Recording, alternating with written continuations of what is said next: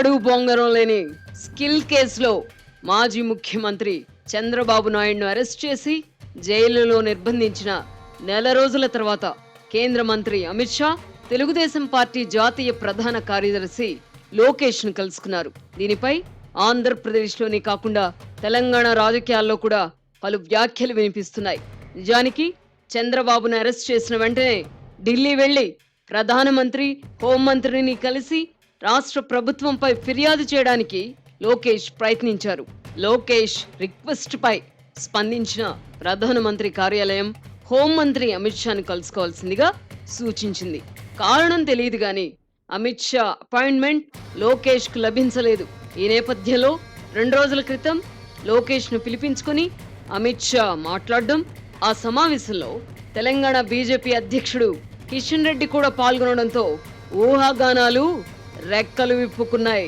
చంద్రబాబును అరెస్ట్ చేసిన తీరు, స్కిల్ కేసులో సరైన ఆధారాలు లేకపోయినా నెల రోజులకు పైగా ఆయనను జైల్లో నిర్బంధించడంతో తెలంగాణలోని సెటిలర్లు, ముఖ్యంగా కమ్మ సామాజిక వర్గానికి చెందిన వారిలో ఆగ్రహావేశాలు పెల్లుబికాయి. ఈ దశలోనే తెలంగాణలో శాసనసభ ఎన్నికల షెడ్యూల్ వెలువడింది. దీంతో తెలంగాణలో సెటిలర్లు కీలకంగా మారారు.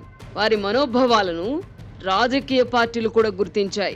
చంద్రబాబు ప్రస్తుత దుస్థితికి ఆంధ్రప్రదేశ్ ముఖ్యమంత్రి జగన్మోహన్ రెడ్డి ఒక్కరే కారణం కాదని తెలంగాణ ముఖ్యమంత్రి కేసీఆర్, కేంద్రంలోని బీజేపీ ప్రభుత్వం కూడా కారణమన్న అభిప్రాయం సెటిలర్లలో బలపడింది. దీంతో వచ్చే నెలలో జరగనున్న అసెంబ్లీ ఎన్నికల్లో కాంగ్రెస్ పార్టీకి మద్దతు ఇవ్వాలన్న అభిప్రాయానికి సెటిలర్లు, ముఖ్యంగా కమ్మ సామాజిక వర్గం వచ్చినట్టు వార్తలు కూడా వచ్చాయి. ఈ తరుణంలో కేంద్ర హోంమంత్రి అమిత్ షా తెలంగాణ పర్యటనకు రావడం, ఈ సందర్భంగా స్థానిక పార్టీ నాయకులు వెలిబుచ్చిన అభిప్రాయాలను దృష్టిలో పెట్టుకుని లోకేష్ కు ఉన్నపళంగా అపాయింట్మెంట్ ఇవ్వడం జరిగింది. ఈ విషయాన్ని కూడా బీజేపీ తెలంగాణ అధ్యక్షుడు కిషన్ రెడ్డి స్వయంగా లోకేష్ కు ఫోన్ చేసి చెప్పారు. తెలంగాణలోని సెటిలర్లు బీజేపీపై ఆగ్రహంగా ఉన్నారన్న వాస్తవాన్ని గుర్తించడం వల్లనే దానికి విరుగుడుగా ఈ సమావేశం జరిగిందని భావించవచ్చు. రాష్ట్ర విభజన జరిగి 9.5 ఏళ్లు అవుతున్నప్పటికీ ఆంధ్రప్రదేశ్లో చోటు చేసుకునే రాజకీయాల ప్రభావం తెలంగాణలోని సెటిలర్లపై ఉంటుందని అనేక సందర్భాల్లో రుజువైంది. సంఖ్యాపరంగా లక్షల్లో ఉన్న సెటిలర్ల ప్రాధాన్యతను గుర్తించిన కేసీఆర్ మొదటి నుంచి వారిని తన వైపు తిప్పుకునే ప్రయత్నం చేశారు. కాంగ్రెస్, బీజేపీలు మాత్రం సెటిలర్లను పట్టించుకోలేదు. దీని ప్రభావం గ్రేటర్ హైదరాబాద్ ఎన్నికల్లో పడింది. ఆ ఎన్నికల్లో సెటిలర్లు మద్దతు ఇవ్వడంతో అప్పుడు టీఆర్ఎస్ బతికి బట్ట కట్టింది. సెటిలర్ల మద్దతు లభించి ఉంటే గ్రేటర్ పై బీజేపీ జెండా ఎగిరి ఉండేది. ఈ వాస్తవాన్ని గుర్తించిన తెలంగాణ బీజేపీలోని ఒక వర్గం నాయకులు ఆంధ్రప్రదేశ్లో జగన్మోహన్ రెడ్డిని వదిలిపెట్టి తెలుగుదేశం పార్టీతో చేతులు కలపాల్సిందిగా తమ పార్టీ కేంద్ర నాయకులకు సూచిస్తూ వచ్చారు. అయితే బీజేపీ కేంద్ర నాయకత్వం ఈ సూచనలను పెడచెవిన పెడుతూ వచ్చింది.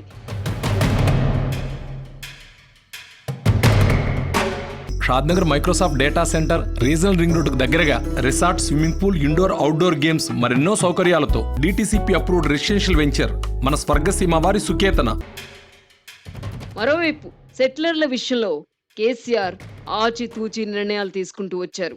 కొద్ది రోజుల క్రితం మార్గదర్శి చిట్ ఫండ్ విషయంలో రామోజీరావును అరెస్టు చేసి ఆంధ్రప్రదేశ్ కు తీసుకెళ్లాలని అనుకుంటున్నామని, అందుకు తెలంగాణ పోలీసుల సహకారం కావాలని జగన్మోహన్ రెడ్డి స్వయంగా ఫోన్ చేసి కోరారు. ఈ విషయాన్ని మంత్రి కేటీఆర్ తన తండ్రి కేసీఆర్ కు చెప్పగా, అక్కడి దరిద్రాన్ని మనకు జొట్టాలని చూస్తున్నారు, ఇక్కడికొచ్చి ఇష్టం వచ్చినట్టు అరెస్ట్ చేస్తే సహకరించేది లేదని చెప్పు అని కేసీఆర్ బదులిచ్చారు. దీంతో రామోజీరావు అరెస్ట్ ప్రయత్నాన్ని జగన్ తాత్కాలికంగా విరమించుకున్నారు. స్కిల్ కేసులో చంద్రబాబును కూడా హైదరాబాద్ వెళ్లిపోతే అరెస్ట్ చేయలేమన్న ఉద్దేశంతోనే నంద్యాలలో తెల్లవారుజామున హడావుడిగా అరెస్ట్ చేయించారు. కేసీఆర్ ప్రభుత్వం తమను ఇబ్బంది పెట్టకపోయినా ఆంధ్రప్రదేశ్లో జగన్ కు మద్దతు ఇవ్వడం, గత ఎన్నికల్లో చంద్రబాబు ఘోరంగా ఓడిపోవడానికి కేసీఆర్ సహాయ సహకారాలు ఉన్నందునే అటు రాష్ట్రానికి, ఇటు చంద్రబాబుకు ప్రస్తుత దుస్థితి అన్న కోపం సెటిలర్లలో ఉండింది.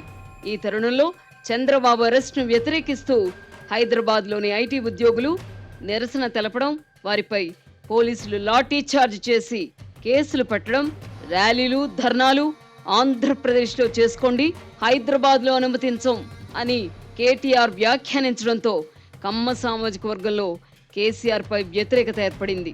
ఇది గుర్తించిన కేటీఆర్ కూడా తన వ్యాఖ్యలను సరిదిద్దుకునే ప్రయత్నం చేస్తూనే ఉన్నారు.